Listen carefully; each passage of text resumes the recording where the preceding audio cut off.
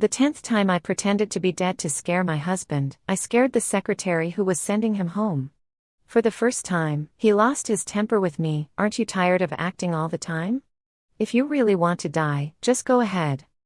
He doesn't know that I'm actually dying. Each act was just to make it less painful for him in the future. But as I watched him gently comfort his secretary, I suddenly wondered. When he finds out the truth, will he regret it? Chapter 1. After hearing the sound of the password door unlocking, I put down the powder and looked in the mirror. Even the lightest shade can barely cover my deteriorating complexion, and the bloodstain on my t-shirt, accidentally coughed up, looks more realistic than anything on TV. I collapsed on the floor. The next second, the door was pushed open. But it was a girl's terrified scream that broke the silence. I lay there for a good while before opening my eyes, only to see a girl throwing herself into Davis's arms. She cried pitifully, "President Davis, I'm so scared." It was Davis's secretary, Lisa. Davis hesitated but didn't push her away. When he finally turned to look at me, his eyes were full of impatience. "How much ketchup did you use this time? Julia, are you addicted to acting?" Lisa clung to his arm, reluctantly letting go when she saw me open my eyes. "Julia, that was too scary. It's okay if I got frightened, but what if something happened to President Davis since he's drunk today?" I stared at their intimate interaction, and there was no guilt in Davis's eyes. "Aren't you going to get up?" I said, "I don't have the strength." He didn't believe me and roughly pulled me up. It was the first time I'd seen him so angry with me, and it was all because of another woman. "Julia, aren't you tired of this? I work tirelessly at the office every day for this family. I don't expect you to understand, but don't cause trouble for me." Lisa handed him a glass of water. "President Davis, Julia didn't mean to." Davis clenched his fist at his side, then threw the cup heavily to the ground. The shards scattered, and one of them cut my wrist. Bright red blood immediately started flowing. There are many things she doesn't know. Davis looked at me, his expression filled with annoyance and indifference. "Always pretending to be dead. If you really want to die, then just do it." Chapter 2. Davis was wrong. There are many things I know. I know he's very busy at work, so I make soup for him every day to nourish his body. I know he often works late, so I always stay up late, waiting for him to come home. I also know that he can hold his liquor well, so why did he need Lisa to take him home this time? Because he was drunk? Was it to build rapport between a boss and a subordinate for smooth working relationships? I sat in the hallway all night, and in the end, I laughed out loud at myself. People passing by were startled, cursing at me. What bad luck. I hugged my arms. The hallway was so cold. Davis was probably really drunk. After Lisa left, he dragged me outside, telling me to wake up and stop causing trouble. I was locked outside, and no matter how hard I knocked, there was no response. Because Davis had fallen asleep. The blood from the cut on my wrist had already stopped. I pressed on it. It hurt a bit, but compared to the pain I felt when I was diagnosed with late-stage stomach cancer, it was nothing. I didn't bring my phone out, so I had nowhere to go. Suddenly, I remembered the day I first pretended to be dead, how Davis was so shocked that his face turned pale. His hands trembled as he held me. As if the sky had fallen, he carefully called out to me, "Juju." Then I suddenly opened my eyes, grinning as I replied, "I'm here." Davis stared at me in a daze, then hurriedly wiped away his tears. He wanted to say something but didn't. He just held me tighter. His eyes told me, he was scared. This was the quickest way I could think of to make it less painful for him in the future. And I did it. Chapter 3. The next day, Davis opened the door and pulled me inside. He had these beautiful puppy eyes that always looked a bit innocent when he lowered them. "I'm sorry, Julia. I can't believe I left you outside all night." Then he gently touched my stomach, coaxing me, "Your tummy must be starving, it's all my fault." See, even when comforting me, it's been a long time since he called me Julia. I should be angry and blame him for making me freeze all night. Today is a day off, and I want him to spend the whole day with me. First, watch a movie with me. In the movie, the husband comes home every day to find his wife pretending to be dead in various ways. Davis gradually frowned. "Is this where you got it from?" He paused the movie. Are you too idle? Learning from a movie to mess with me. I didn't look at him, just stared at the screen and said, but her husband finds it adorable. Davis interrupted me with a cold laugh. A movie is just a movie. In reality, it's annoying as hell. I admit that I was a bit harsh with you yesterday because I was drunk, but you need to listen to me. The reality is that it's not cute at all, it's annoying. Do you understand? His voice wasn't loud, and his tone was calm. But it felt like a small, sharp needle suddenly piercing my heart. I was grateful that the room was dim, with only the faint light from the screen illuminating our faces. He couldn't see my stiff smile. Of course, I understood. Maybe the wife in the movie understood too. We've watched half of it already. Just watch the rest with me. Suddenly, a sharp ringtone interrupted me. Davis pulled out his phone, and Lisa's name flashed on the screen. Lisa's panicked voice came through clearly. President Davis, I think I messed up the recent deal. Their boss touched me, and when I refused, Davis shot up, grabbed his coat, and headed for the door. I tried to grab him but was met with his heavy gaze. He said, "Don't make a fuss." Then he brushed my hand away. The door slammed shut. The movie continued to play. The truth was revealed. The wife had a terminal illness. The husband thought she was pretending again and jokingly nudged her. Hey, stop pretending. Today, I found a really good restaurant. I'll take you there. But his wife would never wake up again. As the movie reached its end, my phone rang as well. It was Lisa calling. I heard Davis's voice, gentle and considerate, comforting her, "Don't cry anymore. Losing the deal is fine, it's just one deal. Are you hungry? I'll take you to eat. There's a new restaurant near the company." Lisa cheerfully responded, "Okay, then I have to treat CEO Davis to a nice meal." I suddenly spoke up.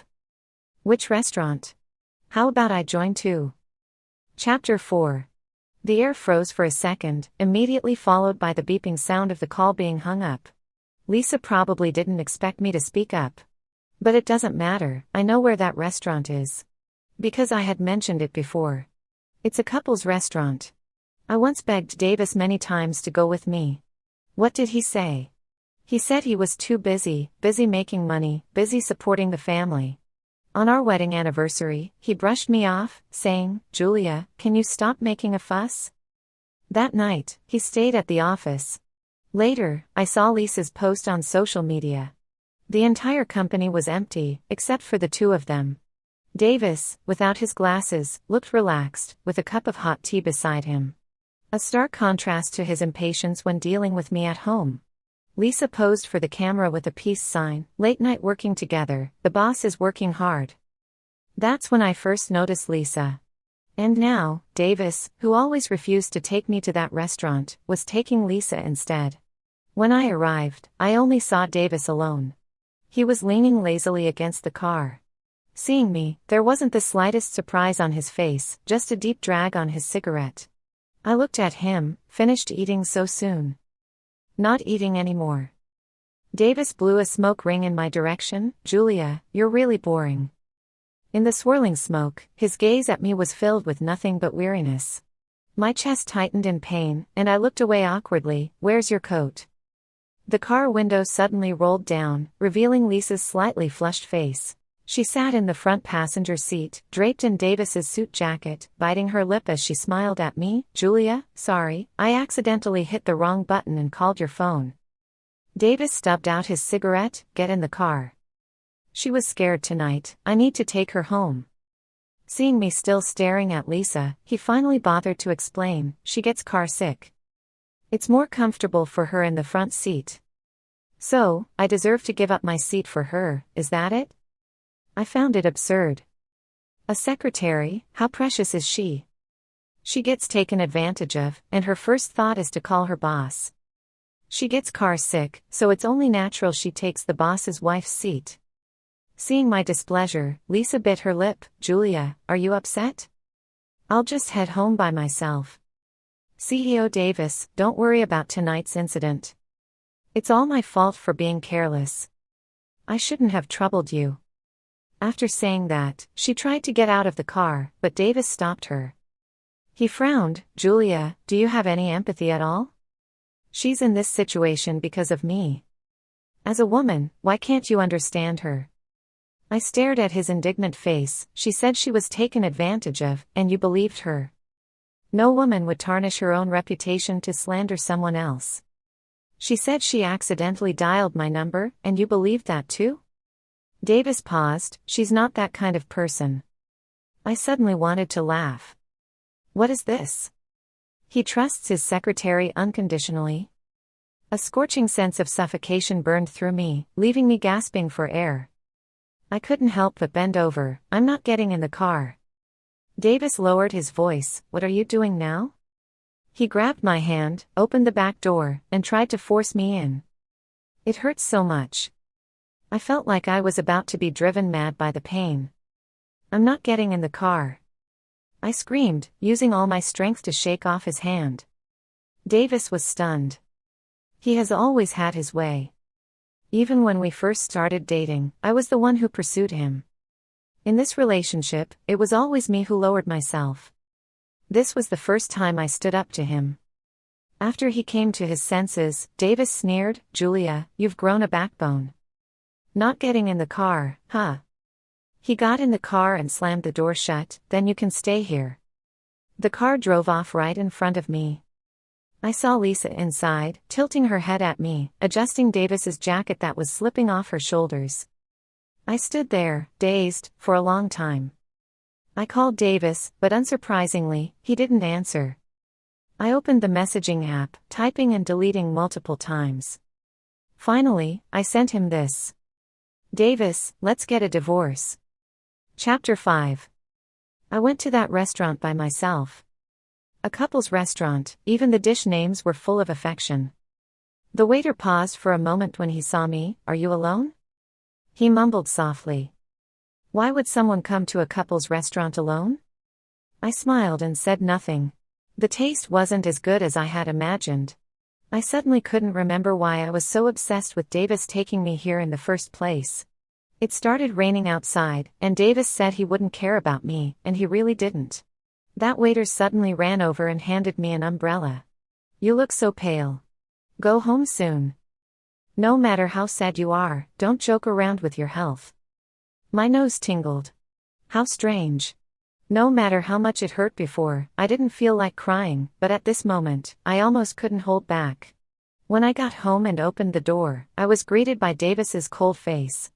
He looked me up and down, taking in my disheveled state, regretting it? Regretting not getting in the car, regretting standing up to him? Even a stranger could see how pale I looked, yet he was still fixated on whether or not I would yield. I stared at this man who was supposed to be my husband, and slowly shook my head. Davis's face darkened. Before he could speak, I asked him, Did you see the text message? What text message? He instinctively looked down, then seemed to realize something. His voice immediately turned serious. What are you up to now? Julia, you're becoming more and more unreasonable. I used to overlook your small tantrums, but this time, you even brought up divorce. You think you can threaten me with divorce? So, in his eyes, everything I do is just being difficult. I wiped my eyes. I wasn't crying, but they were burning. I looked at him as if I was seeing this person for the first time. I don't want anything. I just want a divorce. Seeing that I wasn't joking, Davis calmed down. I know we've been arguing a lot lately, but that's no excuse for you to act so recklessly. He rubbed his temples. Juju, you can't live without me. Don't call me Juju. I took a deep breath and tried very hard to soften my tone, to stop myself from sounding like a shrew. Now he remembered to call me Juju. He's always like this, using my name only during arguments. What does he take me for? Even comforting a child requires more sincerity. I've already had the divorce agreement drafted. Tonight, please sleep in the guest room. Davis, continuously defied by me, was trembling with anger. I'll move out. I'll give you time to calm down. He sneered, Julia, I'll be waiting for you to beg me to come back. Chapter 6. But why would I beg him? I'm almost dead anyway. With Davis gone, I slept the deepest sleep, so deep that I almost thought I wouldn't wake up. But I was woken by the sound of banging on the door. When I opened it, it was my mom. She anxiously grabbed my hand. "What's going on with you? Why did you have a fight with Davis?" When I didn't say anything, she became agitated. "Davis has such good prospects. If you don't want him, where will you find someone as good in the future?" "But I don't have a future anymore." I wanted to say that, but the next words out of my mom's mouth sent me plummeting into an icy abyss. "Your brother is about to graduate from college, and the family was hoping Davis could help arrange a job for him. You ungrateful girl, why are you causing trouble at a time like this?" She looked at me with bitter disappointment. "Listen to your mother, go apologize to Davis quickly." Then she gripped my hand tightly and started dragging me out. Due to my illness, my wrist had become so thin, but she didn't care. Her nails dug deep into my flesh, all for the sake of her son getting a good job. I thought she'd at least care about why I wanted a divorce, but she didn't. "After all, I'm her child too." I said, "I'm not going." She glared at me. "You ungrateful wretch. I raised you all these years, and you don't even care about your brother's future." A violent wave of nausea hit me. I pulled my hand away and, using all my strength, pushed her out the door. Then I collapsed to the ground, dizzy and disoriented. I don't know how long passed before my phone suddenly rang. It was Davis. He said coldly, "Julia, your mom came to my office. She begged me not to divorce you." Chapter 7. When I arrived at the office, a crowd had already gathered outside. Davis stood there, while my mom knelt on the ground, crying her heart out. Lisa handed me a glass of water. "Julia, you should go talk to her." She glanced inside and smiled slightly. "After all, it's quite a scene." I met Davis's gaze. There was indifference in his eyes, and mockery too. It was as if he was saying, "See, I told you I'd be waiting for you to beg me. Now your mother is doing it for you." All of this made my heart suddenly tremble. It felt like being slapped hard, leaving no trace of calm. I slowly, very slowly, pushed open the door and pulled my mom to her feet. She refused to go, gripping my flesh tightly. "You ungrateful girl. I won't leave." It hurt so much. It really hurt. "Is there anyone who can save me?" I looked around in confusion at everyone watching, all of them enjoying the show. No one could save me. The last thing I saw was Davis's suddenly alarmed expression. I finally couldn't hold on and coughed up a mouthful of blood. Chapter 8. When I woke up, I was in a familiar hospital. Davis sat by the bedside, his expression complicated. I thought he knew. When he saw I was awake, he tucked the blanket around me. "The doctor said your condition is due to pent-up anger." Oh, he still didn't know. I had told the doctors here to keep my illness a secret. Originally, it was so he wouldn't be so sad later. But now, I've changed my mind. He said, "Let's stop fighting, okay? This time it's my fault. I shouldn't have made you so angry. Let's not divorce." He kept babbling on. It's funny, I haven't seen him this anxious about me in a long time. I stared at him for a long while, then said, "Okay." Davis was stunned. His face lit up with surprise. "You agreed, so you can't take it back." I nodded. "I won't take it back." He seemed genuinely happy. He personally arranged everything for my hospital stay. He didn't go to work anymore, and set up a small desk in my hospital room to work from there. Lisa would occasionally come by to drop off documents. Each time, she would bite her lip and linger for a while, but Davis never looked at her again. Deliver the documents and leave. The air in the hospital room isn't good with too many people. Lisa's eyes turned red, and then she clicked away in her high heels. After I fell asleep, Davis suddenly called out, "Juju?" Seeing that I didn't respond, he got up and left the room. I stood at the doorway, quietly watching as Lisa hugged him. "Davis, I like you." Davis had his back to me, so I couldn't see his expression. Was he happy? Hesitant? The sunlight streamed through the window, casting a glow over them, making them look like the perfect couple. If only I weren't Davis's legal wife. So, I cleared my throat. I'm not sure if it was my imagination, but for a split second, Davis's body seemed to stiffen. Then he turned around and looked straight at me. Juju. He pushed Lisa away and walked toward me in large strides. It's not what you think. He seemed genuinely anxious, his usually well-groomed hair was now disheveled. She confessed to me, and I was just about to turn her down. I watched his frustration for a while, then slowly reached out to smooth down his hair. I know, she made the first move. I don't blame you. Davis's expression finally relaxed. I looked at him, but I don't like her. Can you change your secretary? Our eyes met, and Davis lowered his gaze. He agreed, okay. Chapter 9. Soon after, Davis hired a new secretary. Perhaps to ease my mind, this time, the secretary was male. I didn't want to stay in the hospital any longer, but Davis was worried. Stay a few more days. What if there's something they haven't detected yet? I smiled but said nothing. What could be worse than a terminal illness? He couldn't persuade me, so in the end, we packed up and went home. I hadn't yet returned the borrowed umbrella, and when I found him, he was just telling the boss he was quitting. It was a college student working a summer job. Sis, if you'd come a bit later, you wouldn't have found me. I smiled and handed him the umbrella. He suddenly leaned in, studying my face. Sis, are you sick? Instinctively, I took a step back and said nothing. Trust me, I'm a medical student. Something seems off with you. I had the same feeling when you came to eat that day. I suggest you go to the hospital for a checkup. At that moment, I heard the faint click of a camera. I turned around, but saw no one. That night, when I got home, Davis's expression was unpleasant. He threw a stack of photos onto the table. What's this all about? The angles were cleverly taken, giving the impression that I was kissing the guy. I looked at each one, and Davis's expression grew darker and darker. The company is about to go public, and we can't afford any scandals right now. Fortunately, the PR department intercepted these before they got out. I blinked. I just went to return an umbrella. What kind of umbrella requires you to go in person? Why don't you use the assistant I gave you? Besides, meeting him alone like that, what does it look like? I was genuinely puzzled.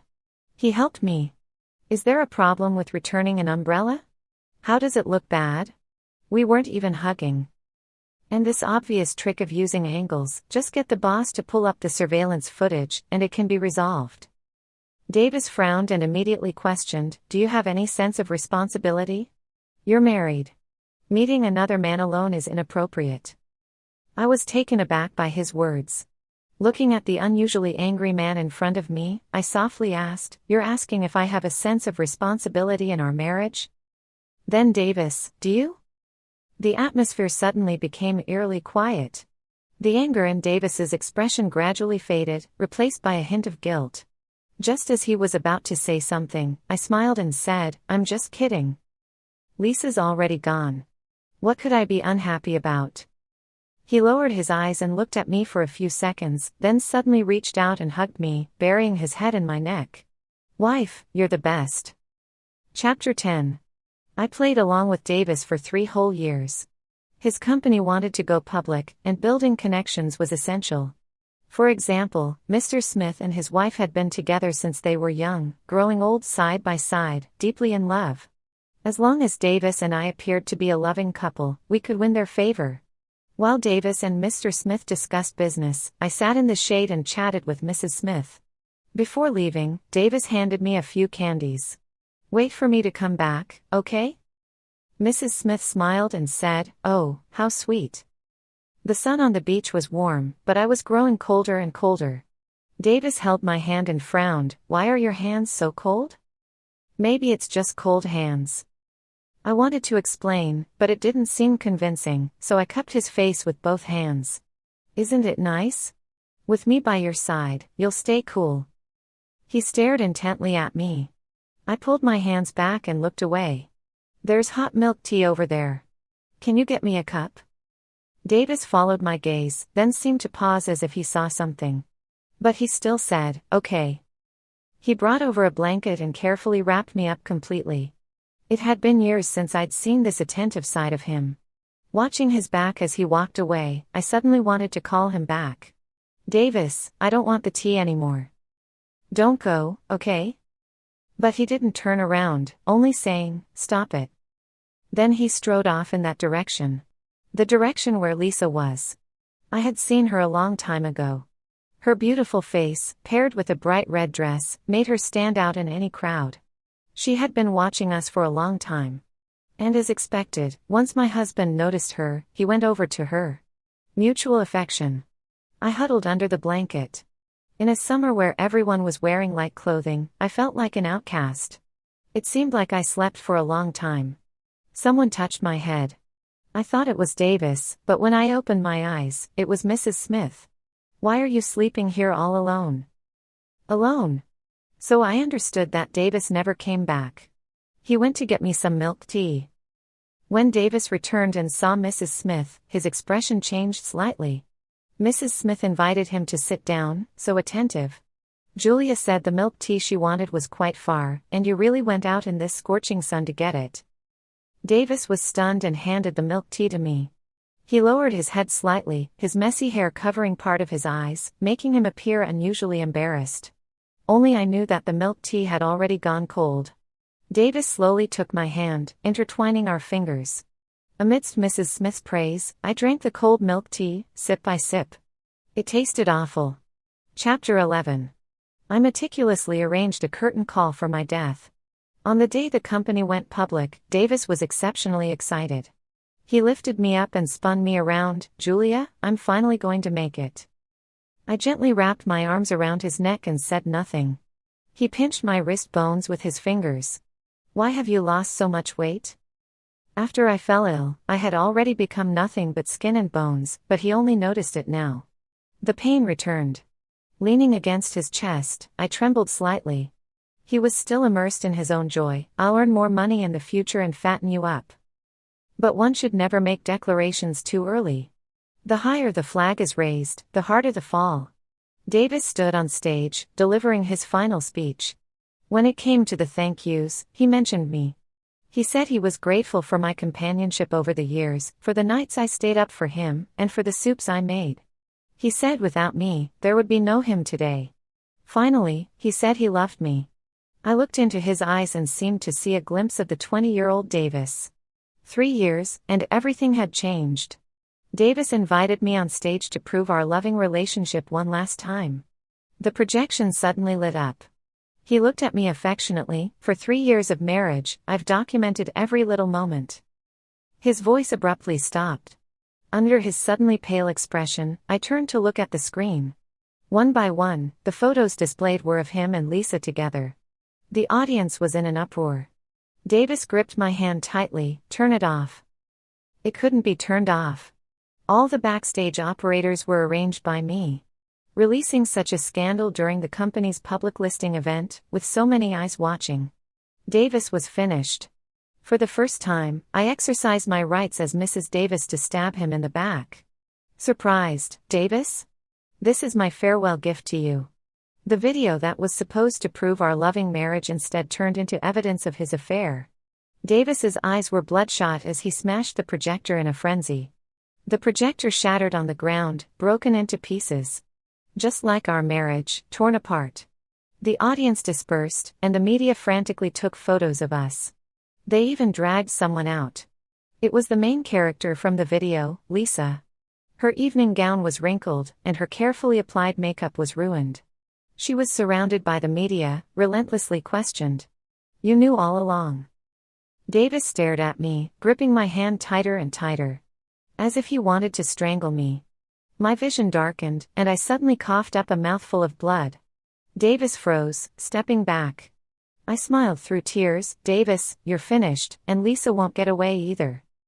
At that moment, the PR team came to him. He gritted his teeth and then averted his gaze. "I'll deal with you when I get back." Davis left. I collapsed against the wall, utterly exhausted. The relentless questioning grew louder around me. Countless media outlets buzzed in my ears. "When did President Davis start the affair? Did you release these photos? Do you regret marrying President Davis?" The flashlights blinded me, but my vision only grew darker.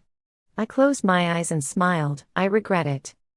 They say that in your final moments, you see the most beautiful scenes from your memories. I saw the 20-year-old Davis again, carefully asking if I would marry him. He joyfully tried to take my hand. But this time, I didn't agree. I said, no. I won't marry Davis again. It's too painful. Chapter 12. Davis's perspective. Julia is dead. When Mrs. Smith told him, his first reaction was that Julia was lying again. Even before seeing the body, he was furious. It was one thing to pretend and scare him, but how dare she frighten Mrs. Smith this time? Because of her disruption, the company suffered a massive loss, and he would never forgive Julia. Mrs. Smith cried so hard that she fainted, and it was hard to imagine how well Julia had gotten along with her. Davis, don't be too sad. Everyone told him to grieve and move on. He only found it absurd that Julia's acting was so good she fooled everyone. Julia suffered so much from her illness, it's a relief that she passed this way. What were they talking about? What illness? It wasn't until the police came to take her away that he snapped out of it. He hurriedly blocked Julia, not letting them touch her. She's not dead. She's faking it. What illness? I'm her husband, I would know, wouldn't I? She wasn't sick. Don't let her fool you. But no one believed him. Julia, say something. You always loved to play dead, didn't you? After pretending, you should open your eyes, right? You fooled so many people, and yet you're still not satisfied. For some reason, his hands uncontrollably trembled, and his entire body felt cold. Open your eyes. He had only been gone for a while, so how could everyone suddenly say she was dead? The police forcibly pulled him away, and Mrs. Smith angrily threw a hospital re-examination report at him. Her voice was choked with sobs as she questioned. Did you know she was sick? She's already lying here, and you still say she's pretending.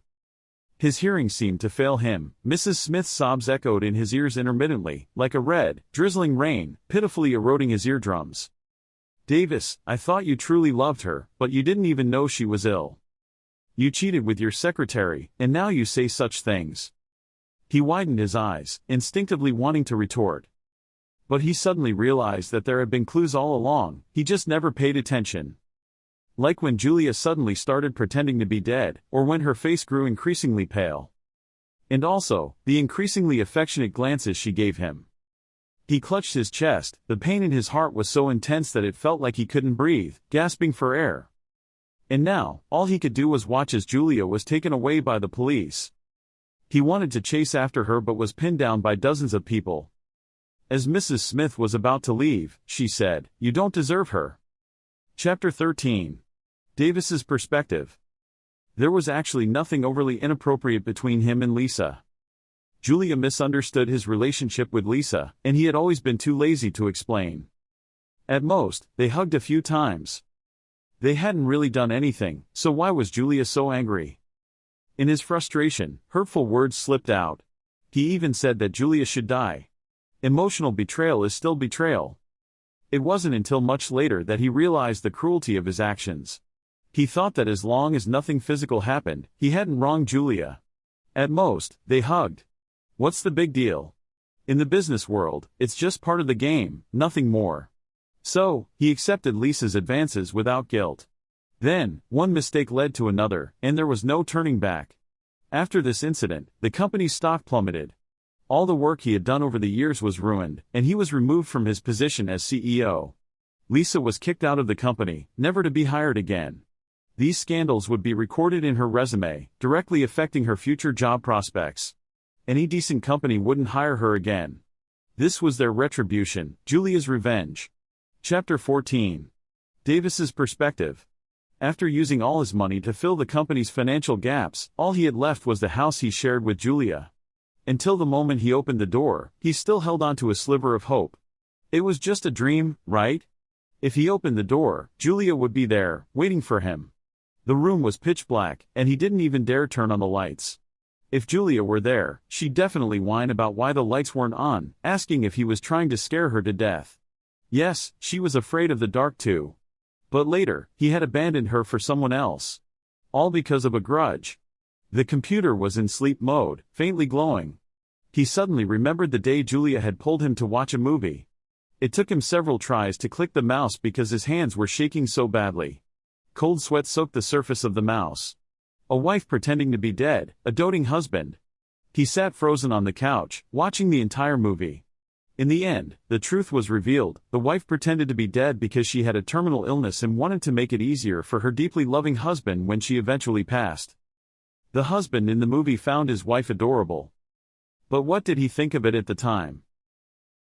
Movies are just movies. In real life, I'd be so annoyed. He didn't even watch it to the end, missing the chance to learn the truth. How heartbroken must Julia have been at that time? He searched the house for all the ketchup bottles, only to find that not a single one had been opened. All the blood he thought was fake, made with ketchup, had actually been the blood Julia coughed up as her illness worsened. And yet, he had never doubted it. How could he have never doubted it?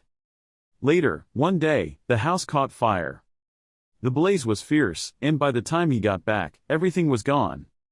He had always taken great care of the house, and there were no issues that could have caused the fire. But on that day, it suddenly ignited without warning. Inside were Julia's remaining belongings. He desperately tried to rush in. Several firefighters had to hold him down. That's all I have left of my wife. She only left me with so little. No one would let him in. All he could do was kneel on the ground, helplessly watching the house burn down, little by little. A gust of wind blew by. He suddenly looked up, frantically searching around. But there was nothing. Juju? Is that you? No one answered him. He held his head in his hands. I was wrong. It's all my fault. Everyone around him looked at him like he was crazy. Julia. Julia had come back. She wasn't even willing to leave him with the last of her things. Davis collapsed to the ground in despair. Someone asked him, "Do you need a doctor?" He looked up blankly. Can someone save her? Who? Save my wife. She's dead. He was sent to a mental hospital. His memory began to fade. He forgot more and more, but he never forgot one name. His notebook was filled with Julia's name, and he still kept a photo of her. The doctors and nurses were cruel to him. If he didn't take his medicine, they beat him with sticks. He didn't want to take the medicine. He wasn't sick. He still remembered his wife was Julia. He wanted to go out and find her. But unless he got better, he couldn't be discharged. So, he started planning his escape. The first time he tried to escape, he failed and was locked in the basement without food for 3 days and nights. The second time, he failed and was beaten until he couldn't move. The third time, he succeeded. He ran and ran, until he reached a restaurant.